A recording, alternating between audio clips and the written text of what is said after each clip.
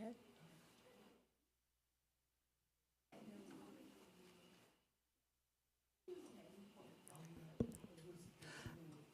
Okay, we'll go ahead and get started. I'm sure we'll have some stragglers coming in after a bit. We do have a question and answer period after Michael gives his talk.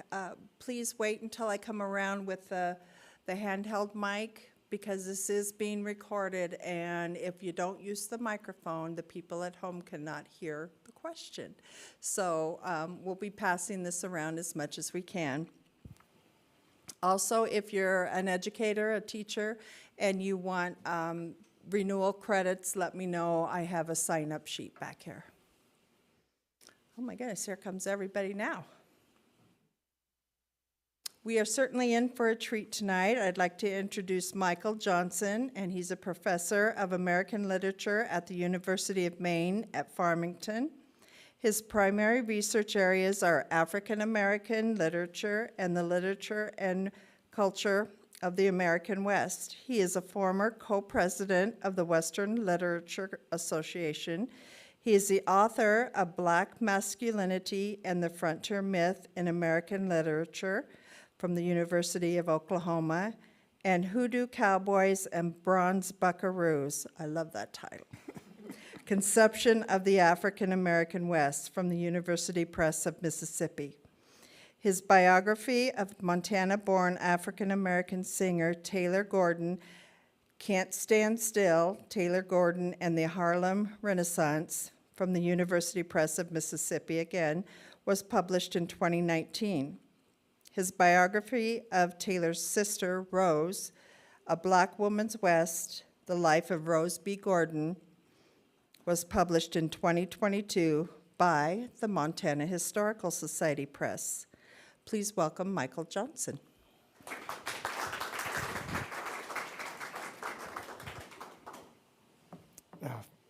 Thank you.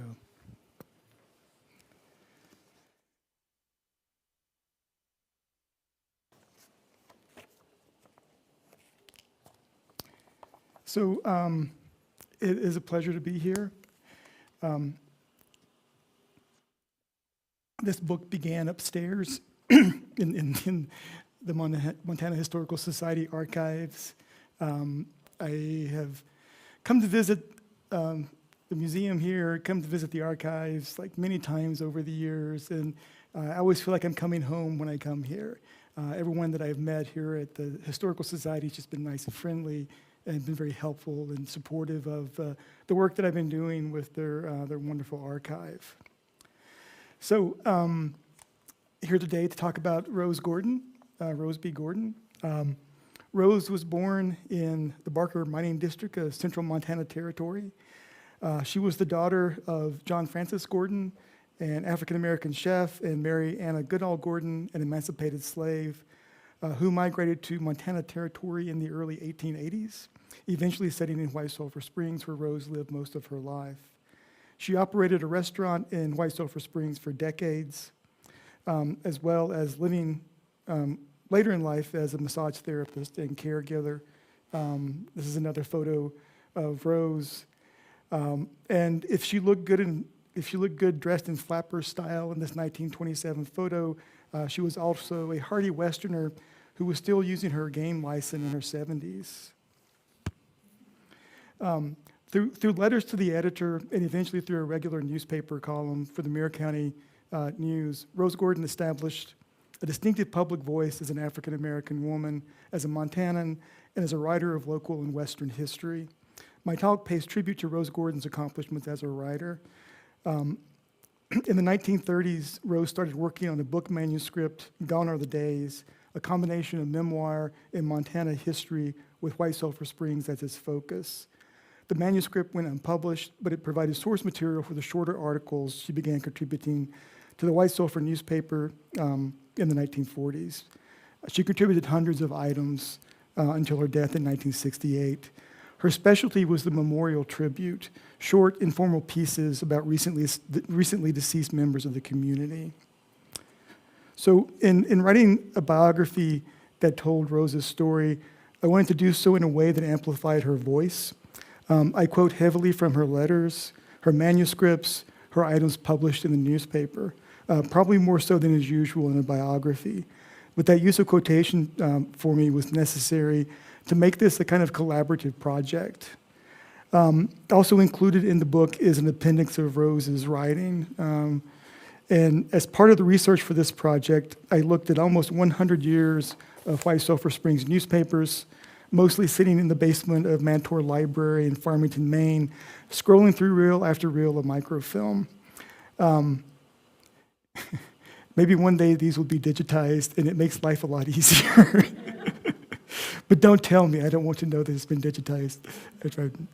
The selection of Rose Gordon's writing in the appendix, the quotations from her writing throughout, make her writing readily accessible for the first time since it was published in the Republican and the Meagher County News.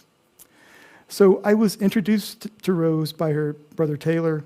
That is, I first encountered Rose in Taylor's 1929 autobiography, Born to Be. So Taylor was a celebrity in the 1920s and into the 1930s.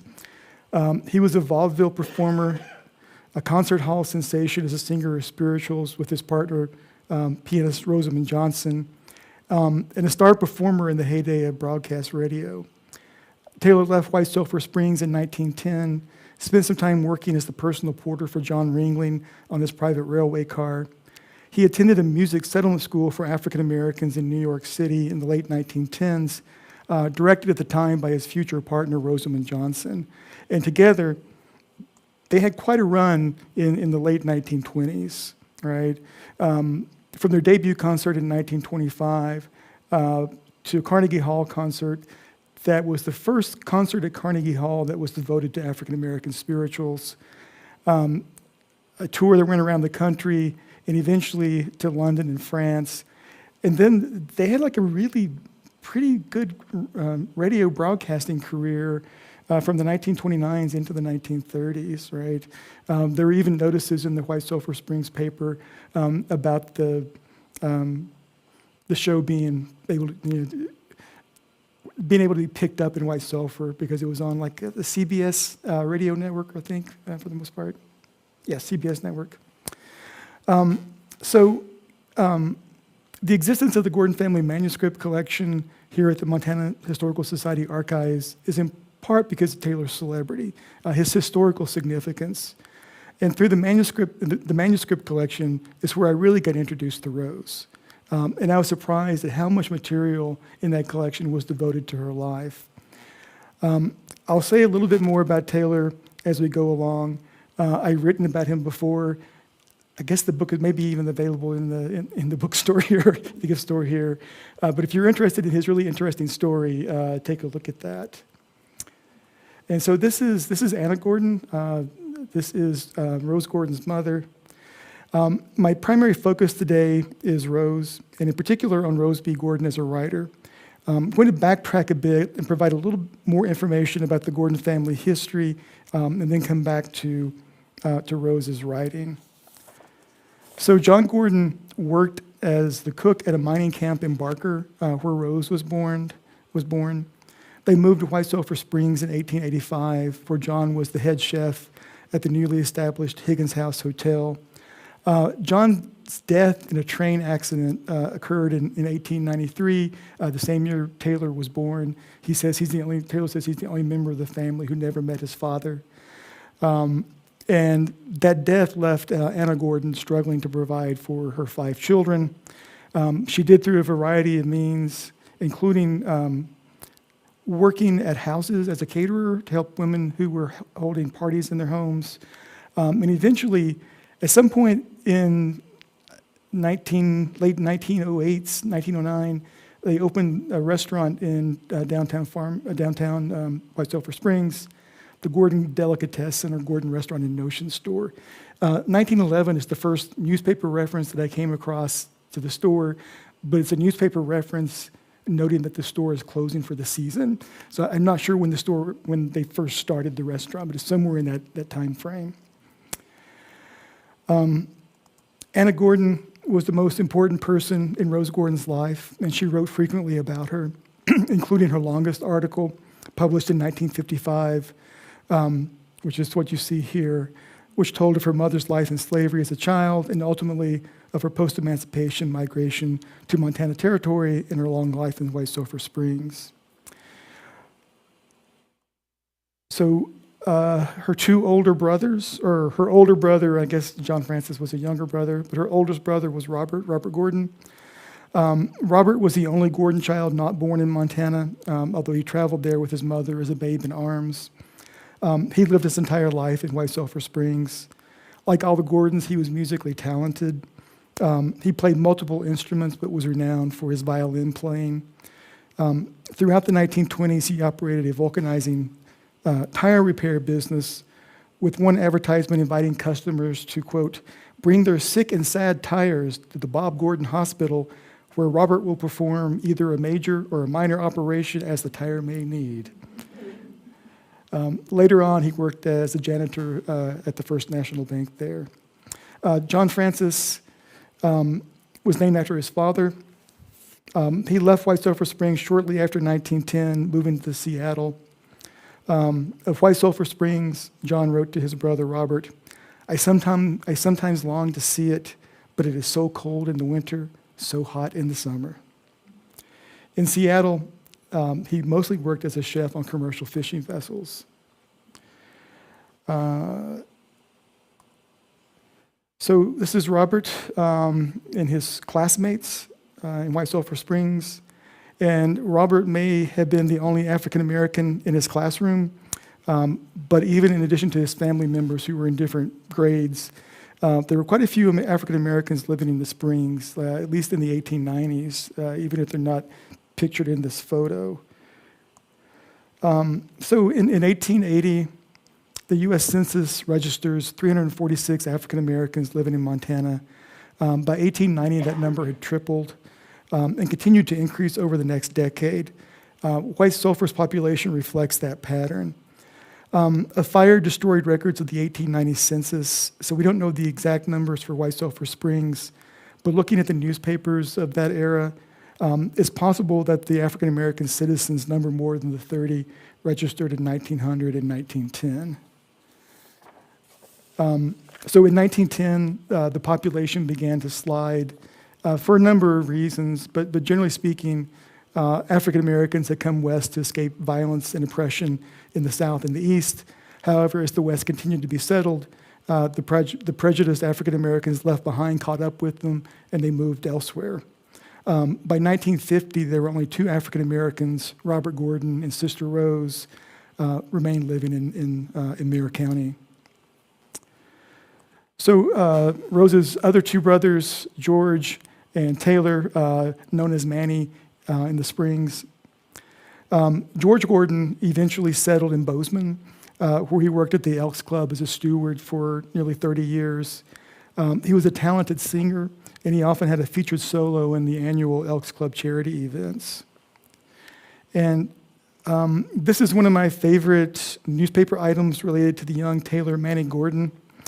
At the turn of the century, the Republican, apparently upset by absenteeism in schools, started publishing the names of the students who were neither absent nor tardy as a kind of incentive to get the kids to go to school so they could see their names in the paper. George Gordon was listed repeatedly in these lists of good attendees. Taylor was not fond of school, and he seemed to expend more energy on finding ways to avoid school than going to school. I include this item because in the several years the newspapers published this feature, this is the only time Manny Gordon appears on the list. And you can see his name there circled. So Taylor also wrote about his growing up in White Sulphur Springs, Montana, in his autobiography, Born to Be. He says some surprising things, right? I was the only black boy in my room. Sis and George attended school at the same time I did, but they were far ahead of me. I knew I was black and different in appearance from most of the kids I played with, but my being so never changed the values of the game we might be playing.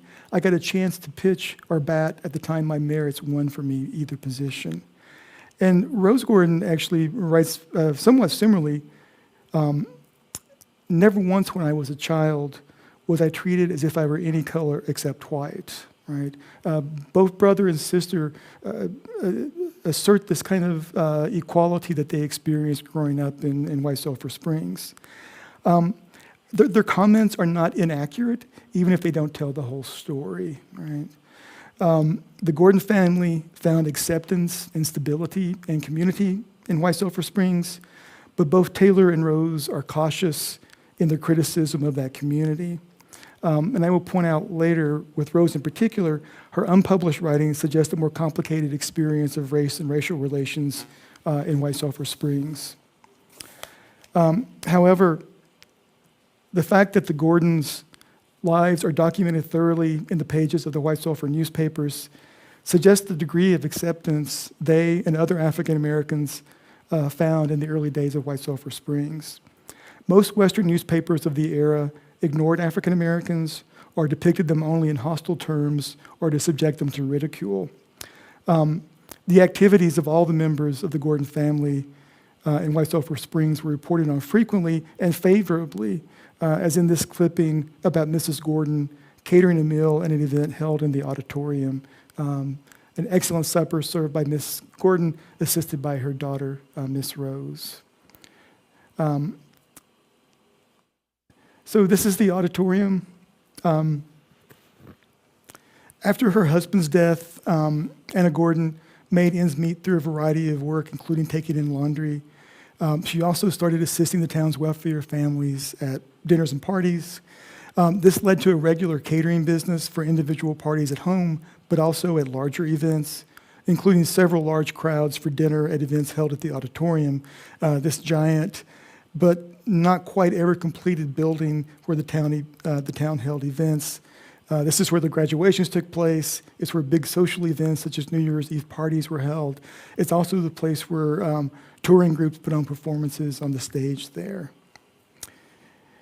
So this is a little bit later account of an auditorium event. Of the supper, we have only words of praise. Mrs. Gordon is unsurpassed in her ability as a cook and caterer. It was no fault of Mrs. Gordon's that coffee was in greater demand than ice cream that night.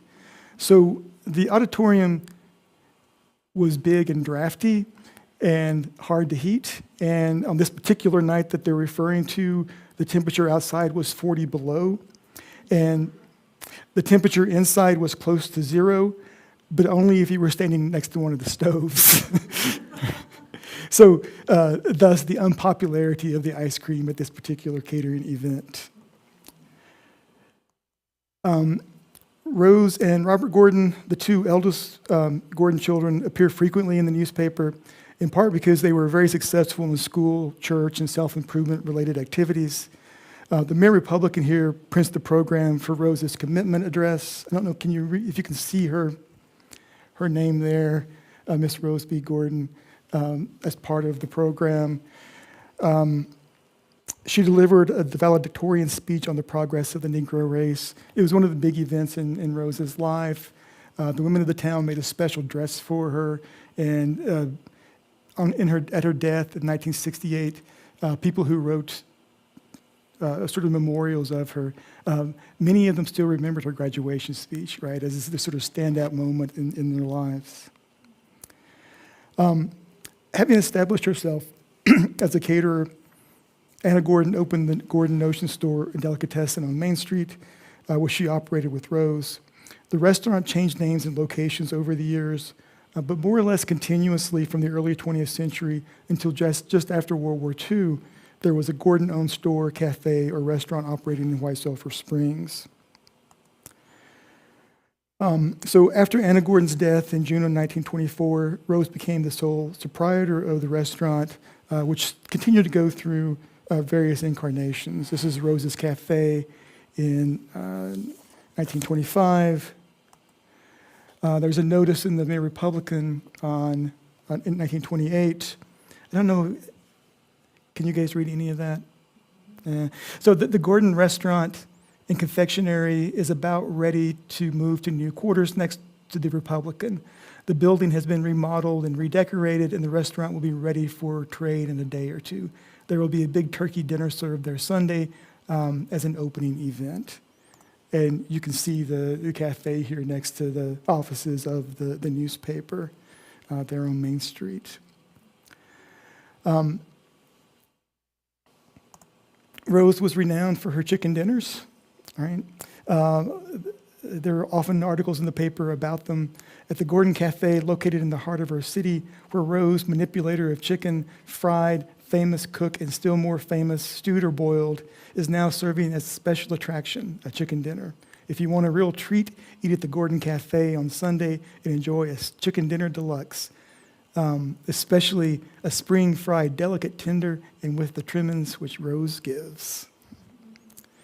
So, operating a restaurant in the 1930s was difficult, and at one point, Rose actually moved to Great Falls to operate the restaurant there with a larger base of clientele she had hoped would help see her through. Didn't last too long before returning again to White Sulphur Springs. And these are just a few of the business cards that are in the collection, in the archive. World War II brought new challenges as well as new opportunities. Rose worked for a while as a Red Cross nurse in Great Falls before returning home to the restaurant in 1943. Wartime rationing made restaurant operation difficult, and ultimately she decided to call it quits. And then, kind of amazingly, she started on a remarkable second career as a massage therapist, physiotherapist, and private nurse. These are just some of the items from her massage career. Her diploma, or she got a diploma from the College of Swedish Massage in 1949. Organizations that she belonged to, more cards and stationery that she used in that particular business.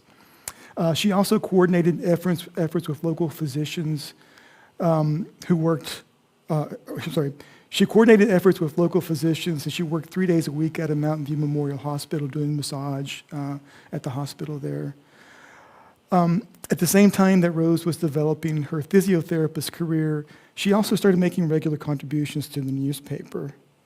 And from this point, I want to sort of shift and focus on those contributions and to Rose as a writer. So this is the main cemetery, the graves side by side of Taylor and Rose.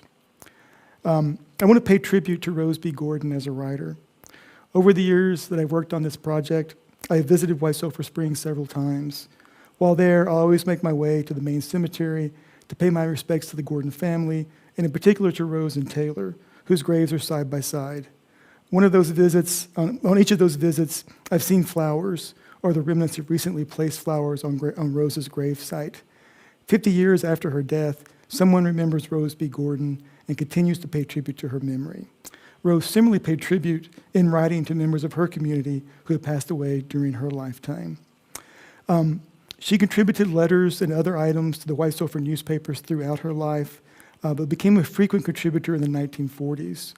Her writing about her mother, about the grand old-timers and treasured old places of White Sulphur Springs in its pioneer heyday, as well as about her life and the lives of others, make her a literary figure worthy of consideration. Indeed, she deserves celebration as both a Western writer and an African-American author. Her thoughtful and historically significant newspaper writings from the 1940s through the 1960s form the core of her literary accomplishment. And we'll take a look at some of those. So Rose's tributes were a genre well-suited to her strengths as a writer, combining her interest in local history with her talent for personal narrative. Most of the tributes involve an overview of the individual's contribution to the community, as well as Rose's personal memories of the deceased. A typical example is her memorial of Mrs. Lavinia Bendel, published on February 15th, 1950. And I'll read through some of this. Can you see that well enough to read? I also have it as a text. What do you think? Okay. Right. That's better. Okay. Yeah, I didn't know if it was going to show up on the screen very well. I think it's nice to see the way that they actually looked in the newspaper, but this will be easier to read. I want to pay tribute to Mrs. Lavinia Bendel. I well remember the first time I met her. She was a charming young lady, full of life and very pleasant. She possessed stability and inner poise. Everything she did was done well. She often spoke of her childhood days, saying she was taught to be obedient and above all to finish every duty she took part in. She married Mr. Eugene Bendel many years ago. She was a wonderful wife and real helpmeet. I will miss her very much. She was a kind neighbor. When I was planting my front yard, she gave me lilac bushes, golden glow, and many other plants. They will be living memories of her. She was a great lover of nature. Rose's memorials almost always begin with some variation of the phrase, I want to pay tribute to. Although each piece in some ways resembles an obituary, key moments in the individual's public life form a much smaller part of the tribute and often serve to emphasize character traits that Rose particularly admired. She often drew attention to the person's service to others, whether family members or the entire community, highlighting little kindnesses that could be easily forgotten. Most of all, Rose celebrated the homely and the everyday through personal anecdotes that revealed the personality of the deceased, such as that she was a great lover of nature, who also shared the natural beauty that she loved with her neighbors. Rose frequently expressed how the life of the particular individual cleared a path for others to follow, as she does here in her discussion of Lavinia's children. Excuse me just a second, I can feel my throat starting to get dry.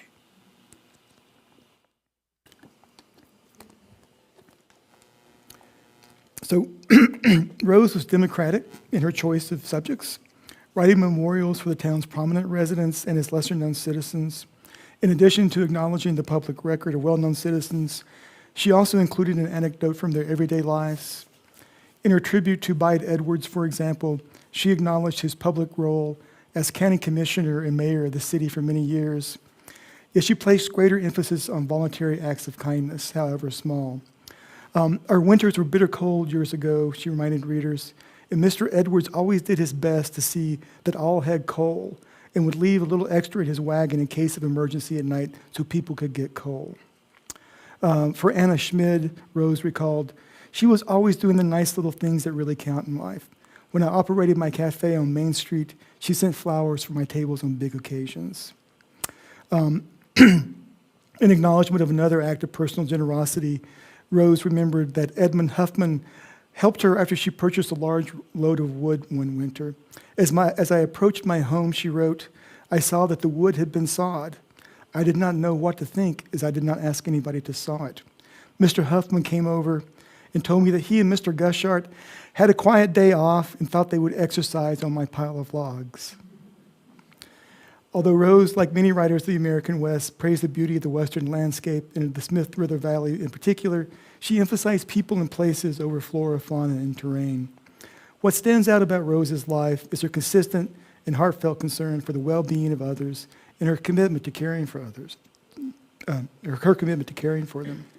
That concern and care bridge various elements of life and is evident in her role as a central figure in her family, who was responsible for caring for her mother and for her brothers, as she was known in White Sulphur Springs as the village babysitter when she was growing up, as a restaurant owner, as a healthcare worker and physiotherapist, and as a writer. Her memorial tributes reflect Rose's devotion to the people in her life. Marcella Scherfy, in describing how Rose blossomed in the final decades of her life, states that Rose became the community's historian and heart. In her tributes, Rose discovered the perfect conduit for joining history and heart together in a unique way. In doing so, she invented her own genre, the memorial tribute, a form that was uniquely capable of joining history and heart. The popularity of Rose's tributes also opened a door for her to comment on political and social issues in the newspaper. After establishing her voice as a memorialist and historian, she expanded the subject matter that she covered in her letters and columns. And throughout the 1950s and 1960s, Rose commented on racial issues more frequently than she did in her earlier writing. So in contrast to her published works, which took a more subtle approach, Rose's personal letters and other unpublished writing addressed candidly the prejudice that vexed her periodically throughout the 20th century. These unpublished writings demonstrate a fiery side to Rose's personality that rarely appeared in her public writing. So this is an undated letter that was in the archives, and I decided that I would just go with a Mrs. A rather than the full name because I don't want people to actually mistakenly think that someone might be the person that Rose is writing about here. So in this undated letter, she writes, "I have just heard the latest gossip that Mrs. Winters is being asked to resign from her lodge for keeping my company. Mrs. A, can you prove that my company is such that one will be damaged by my association? I know my skin is black, which I can't help. You might have been born black. Would that necessarily have to corrupt your character? Mrs. A, I pity you as a mother would pity a child, and each night as you pray, ask God to teach you to understand that each race is his own, and that you are not to abuse and wound their feelings. Mrs. Winters came into my life in one of the greatest sorrows that comes to a human being who loves home, the loss of my mother. And if being if being kind to the sad and suffering is against the rules of your order, may God send an angel to teach them the right way. I'm sorry for Mrs. Winters.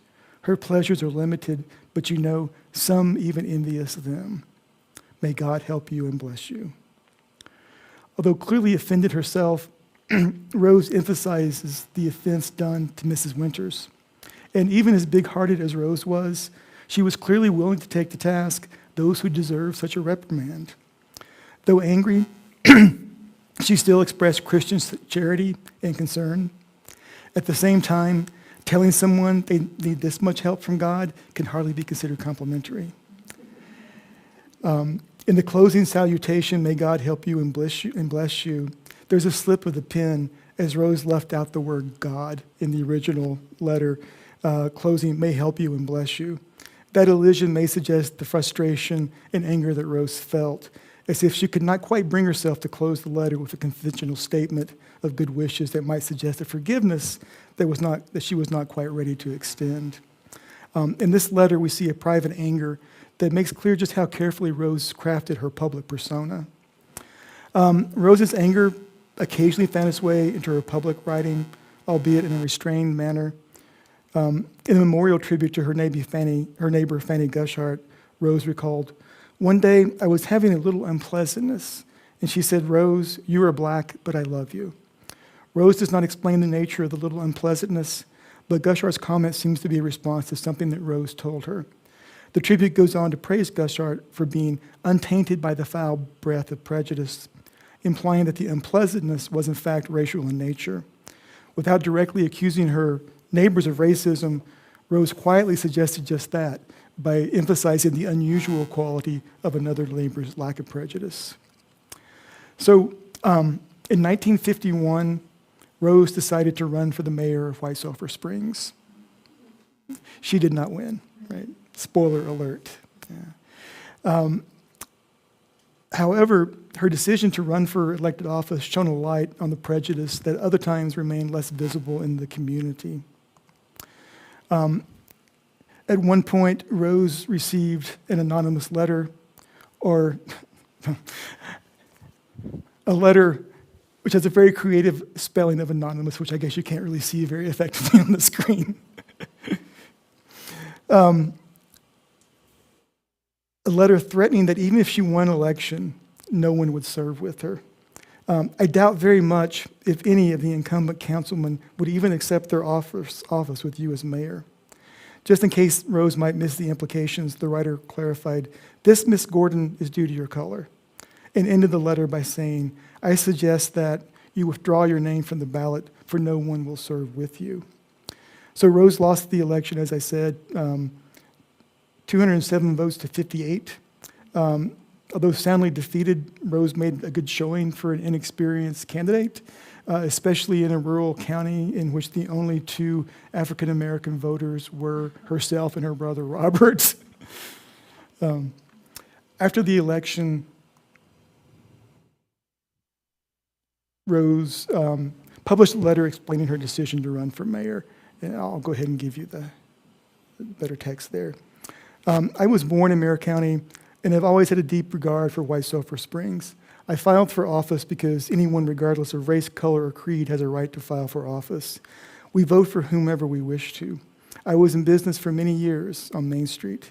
They came into my place of business from the smallest county office in town to the governors of the state and the senators who were elected to Congress to get me to do what I could for them.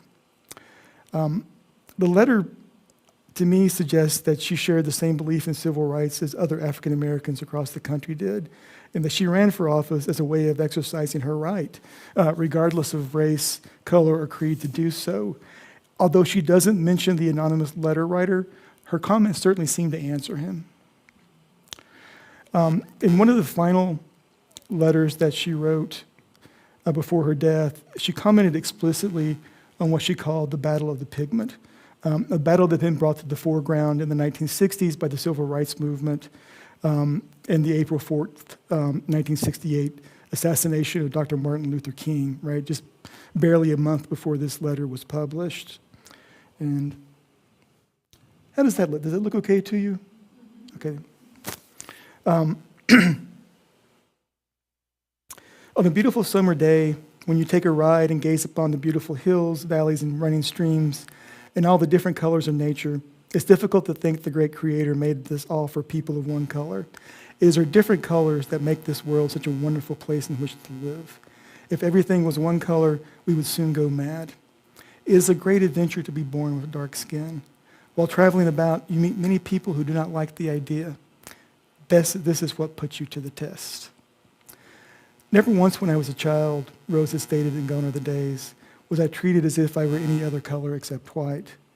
In Battle of the Pigment, Rose alternately implies that she'd been aware of race and racial prejudice from the very beginning of her life. It's a great adventure to be born with dark skin. Perhaps the difference in these two statements, one written in the 1940s, the other in the 1960s, suggests how Rose's way of seeing herself evolved. Like the Montanans whose life she memorialized, Rose too had been a pioneer. Her dark skin did not preclude, it may have added to, her living a life that was as much of a great adventure as that of any of the other grand old-timers. Rose received dozens of letters commenting on and praising her Battle of the Pigment column, which was in many ways her culminating philosophical statement. In the decade of Montana's centennial celebration, Rose used her writing to remind her fellow citizens of the continuing African-American presence in her state and in her hometown. In writing about White Sulphur's past, she offered the community a service that it clearly wanted. They'd like to read about themselves. We all do, right? In telling her own and her mother's story of making a home in Montana, she made herself part of the larger story of the settling of the American West, and by so doing, brought African Americans into the history of the American West. Through giving of herself, Rose made a home in the heart of her neighbors, who honored her life of paying tributes to others, with an outpouring of tributes of their own when she passed away just months after publishing this letter, advocating her view that it is our different colors that makes this world such a wonderful place in which to live. Being Black may have indeed put her to the test at times, but in writing about the past, of which she was an integral part, she asserted her right to belong, and her right to call Montana home. Thank you.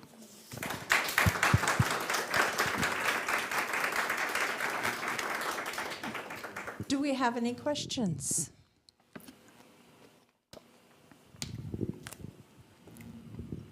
Hi, I was just curious, did she actually send that letter to Mrs. A, or was that just a letter that she wrote to express her feelings?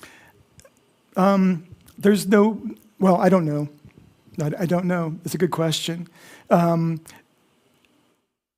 She sometimes, I mean, it's pretty clear that she sometimes made copies of letters that she wrote, right? So that she would have a copy of those letters. I don't know if that's the case. I don't recall seeing an answering letter from Mrs. A, but probably would not have answered if she was smart. Yeah, I don't know. That's one of those things that would be kind of interesting to know, right?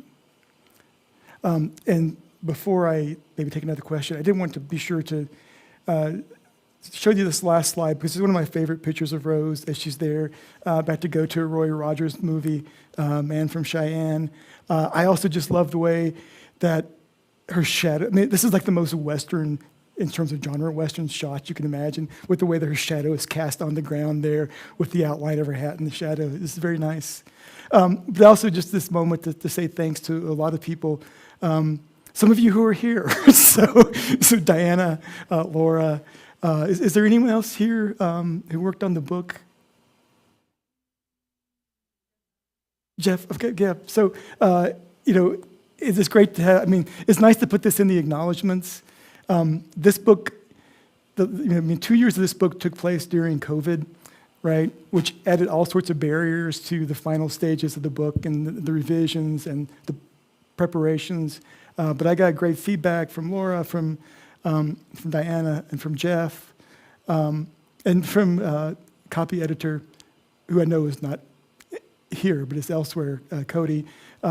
In those dark days of sitting at home, not being able to go out, I took great joy in reading through the comments on the manuscript, right, that the editors had made, and writing back. And we had these we had fun conversations that took place in the margins of the manuscript as we talked about various things. So it was truly a wonderful experience to write this book. So thank you all. Any other questions?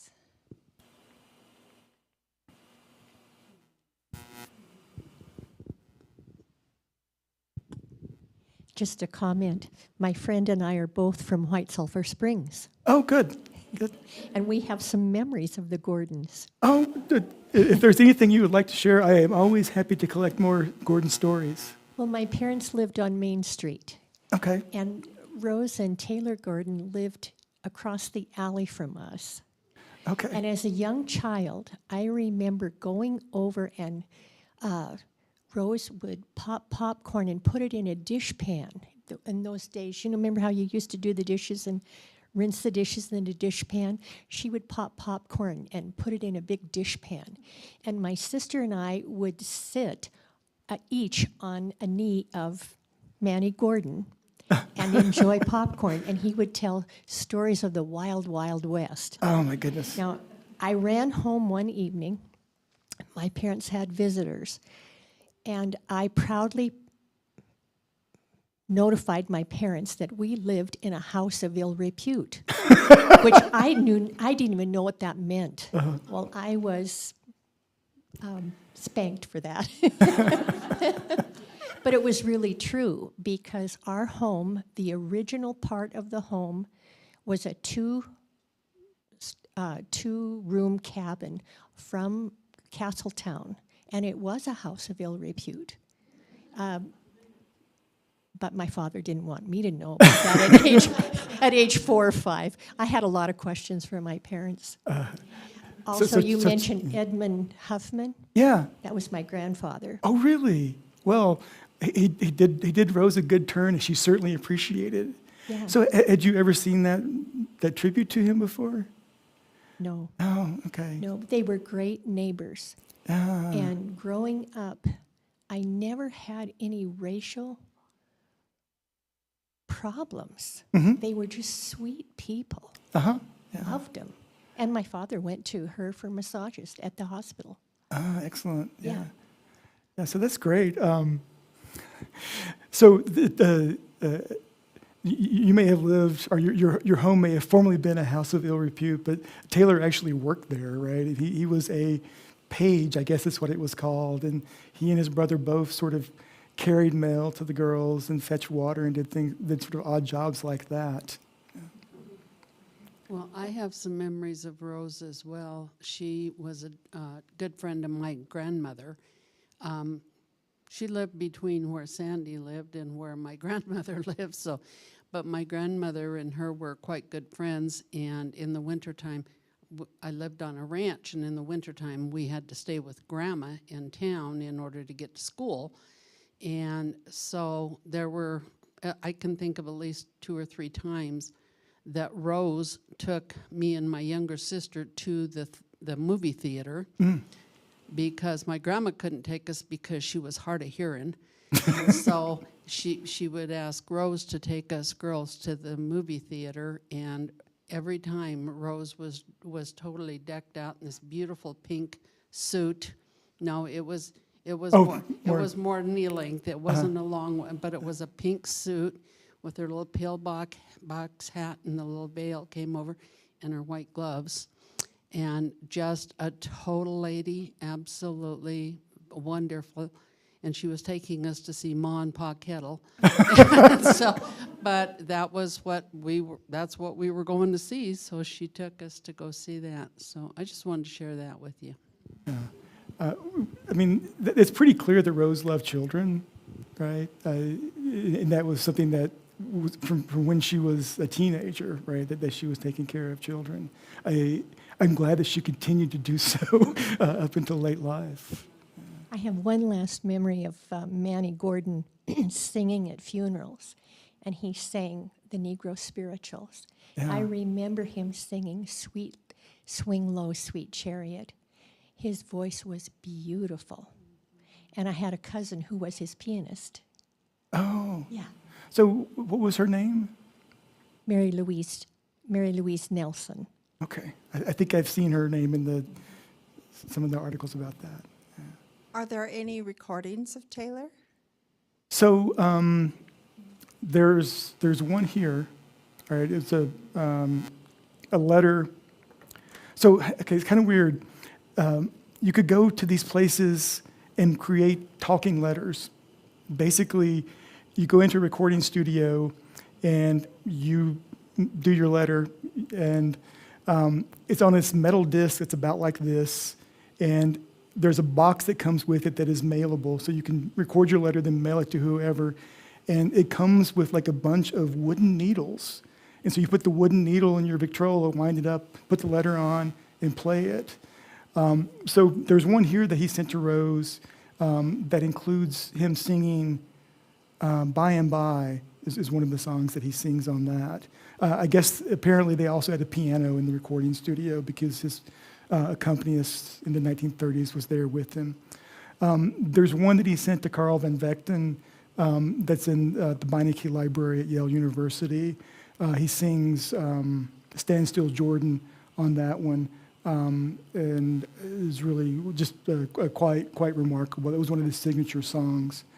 The one that Yale has, I don't think it got played very much because it's still in good shape, whereas the one that's here is really just sort of pretty rough. I think because it got played, and I don't think the middle disc stood up too well to repeated playings, right? So there's a Facebook page that I put up for Can't Stand Still, and I do have like a little video there that I created that includes Taylor singing Stand Still Jordan, and it's got basically it's got just the lyrics as he sings them. So if you go to Facebook and look up Can't Stand Still, there, it's been posted there, so you can find it on the post and listen to it. But it really is, Stand Still Jordan is really just a remarkable performance. Do we have any more questions or comments? I have a comment on one of her writings for the newspaper. I don't remember which one it was, but she put on the end there, "My hobby is people." Yes. Mm-hmm. And I love to study them and watch their reactions. I just thought that was so interesting. And that's part of her reason, I think, for running for mayor, to see how people would respond. Yeah, definitely. Well, I guess, if you run a restaurant for 40 years, you have to like watching people. Yeah. Otherwise, it would just drive you crazy. Yeah. So she only wrote for the newspaper. None of her writings were ever, she never wrote a book or stories or anything like that? Nothing was published. So she did write like a full-length manuscript, which was this sort of memoir, part memoir, part history. She did try to get that published. I don't remember the press. That it just didn't work out for her.